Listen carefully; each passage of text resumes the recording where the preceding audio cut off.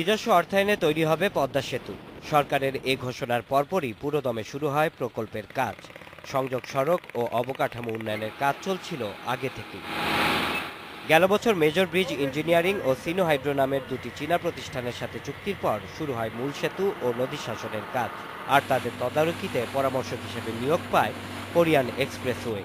তবে প্রতিষ্ঠানটির তদারকিতে গাফিলতি আছে বলে অভিযোগ করেছে জামিলুর রেজা চৌধুরীর নেতৃত্বাধীন আন্তর্জাতিক বিশেষজ্ঞ কমিটি।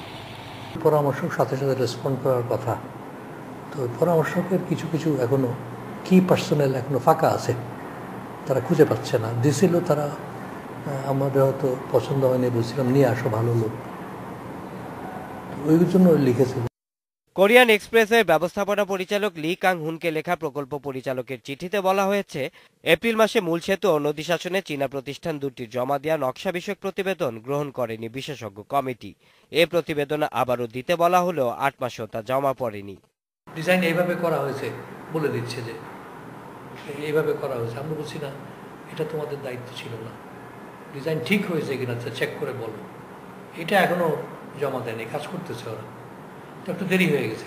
নদীর সাথে আমাদেরকে অ্যাডজাস্ট করতে হবে, এইটাই ওরা মাঝে মাঝে আমাদেরকে পরামর্শ দিবে, যেটা এই করা দরকার। এটা আমরা আমাদের ইন্টারন্যাশনাল প্যানেল অফ এক্সপার্টের, আমাদের লোকাল প্যানেল অফ এক্সপার্ট, তারা আমাদেরকে দেখবে যে ইয়েস, যে আমাদের কনসালটেন্ট যে ডিজাইনটা দিছে সেটা সঠিক আছে কিনা। ডিসেম্বরে ২২ তারিখের পরবর্তী সভায় তাই প্রতিষ্ঠান দুটির ঊর্ধ্বতন কর্মকর্তাদের উপস্থিত থাকতে বলেছে সেতু বিভাগ। Shaon Hasnat, independent news, Dhaka.